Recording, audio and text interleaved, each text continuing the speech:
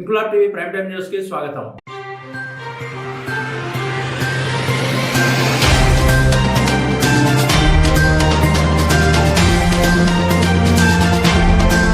తెలంగాణ రాష్ట్ర ప్రభుత్వం ప్రజాపాలనలో భాగంగా తెలంగాణ రాష్ట్ర ప్రభుత్వం ముఖ్యమంత్రి యనమల రేవంత్ రెడ్డి ప్రతిష్టాత్మకంగా చేపట్టిన ఇందిరమ్మ ఇళ్లు మరియు కొత్త రేషన్ కార్డుల ప్రక్రియలో భాగంగా జమ్మికుంట మున్సిపల్ పరిధిలోని 19వ వార్డులో ఏర్పాటు చేసిన సభలో గత ప్రభుత్వ హయాంలో ఇవ్వనటువంటి ఇందిరమ్మ ఇళ్ల కోసం దరఖాస్తు, గత ప్రభుత్వ హయాంలో మీ సేవా కేంద్రాలు పెట్టుకున్న రేషన్ కార్డుల పేర్ల తొలగింపు మరియు పేర్ల జమ చేయడం వంటి దరఖాస్తులు స్వీకరించారు. ఈ కార్యక్రమంలో జమ్మికుంట మున్సిపల్ వైస్ చైర్మన్ స్వప్న కోటి మాట్లాడుతూ ముఖ్యమంత్రి యనమల రేవంత్ రెడ్డి చేపట్టిన ఈ కార్యక్రమంలో ఇందిరమ్మ ఇళ్లు మరియు కొత్త రేషన్ కార్డులలో పేర్ల మార్పు చేర్పులు ప్రక్రియ నిరంతరం జరుగుతుందని, సోషల్ మీడియాలో ప్రభుత్వం మీద బురద జల్లే విధంగా వస్తున్న వార్తలను ఎవరూ పట్టించుకోవద్దని, అర్హులైన వారందరికీ ఇందిరమ్మ ఇళ్లు మరియు రేషన్ కార్డులు తప్పకుండా ఈ ప్రభుత్వం అందిస్తుందని, అర్హులందరికీ అన్ని పథకాలు అందేలా చూస్తామని తెలిపారు. కార్యక్రమంలో వార్డు ఆఫీసర్ శేఖర్, శ్రీకాంత్, ఆర్పి జరిపోతుల సృజన, సిబ్బంది కోడెం రాజు, దూడపాక స్వామి, అంగన్వాడీ టీచర్ స్వప్న, కాంగ్రెస్ నాయకులు దేశిని శ్రీనివాస్, ఎండి సజ్జు, ఉడతా వెంకటేష్, ఆదెపు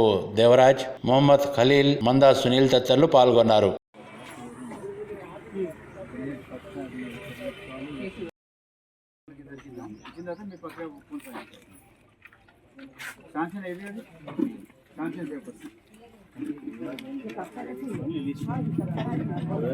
ప్రజాపాలన ఏం వాళ్ళకి ఇప్పుడు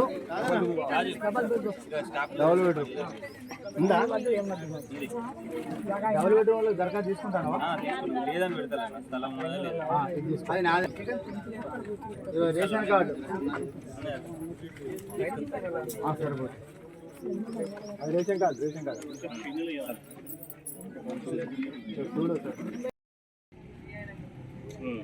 వాళ్ళు డబుల్ బెడ్రూమ్ కు దరఖాస్తు ఇప్పుడు పెట్టుకో. కానీ ఇది మళ్ళీ స్థలం ఉండి ఇది పెట్టుకుని అది పెట్టుకుంటే ఏదైనా ఒక్కనే పెట్టుకోండి. శాంక్షన్ లెటర్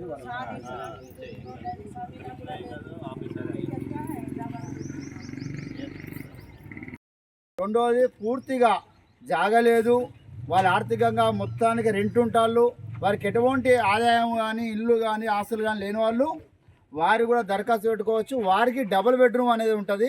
వారి నిరుపేద కుటుంబాలు డబుల్ బెడ్రూమ్ శాంక్షన్ అయితే ఆ డబుల్ బెడ్రూమ్ కూడా త్వరలో లిస్ట్ అవుతుంది. దానికి కూడా మీరు దరఖాస్తు పెట్టుకునే అవకాశం కల్పించింది ప్రభుత్వం. మున్సిపాలిటీ పరిధిలోని 19th వార్డులో ఈరోజు గ్రామ సభ నిర్వహించుకోవడం జరిగింది.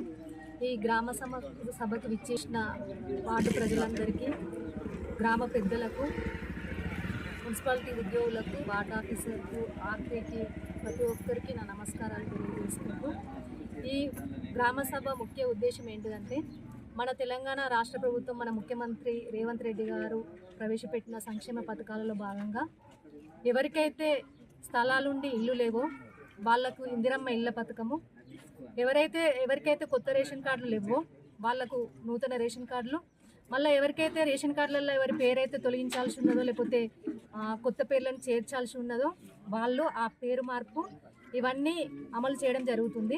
ఇప్పుడు ఇందిరమ్మ జాగాలు ఉన్న వాళ్ళకు ఇందిరమ్మ ఇళ్ళ పేరు కొంతమంది లిస్ట్ వచ్చింది. అయితే పేర్లు రానోళ్ళు బాధపడాల్సిన అవసరం లేదు.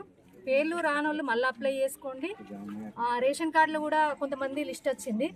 వాళ్ళు ఎవరైతే కొత్త రేషన్ కార్డుల కోసం అప్లై చేసిన వాళ్ళకి పేర్లు రాలేదో వాళ్ళు కూడా మళ్ళీ అప్లికేషన్ పెట్టుకోండి.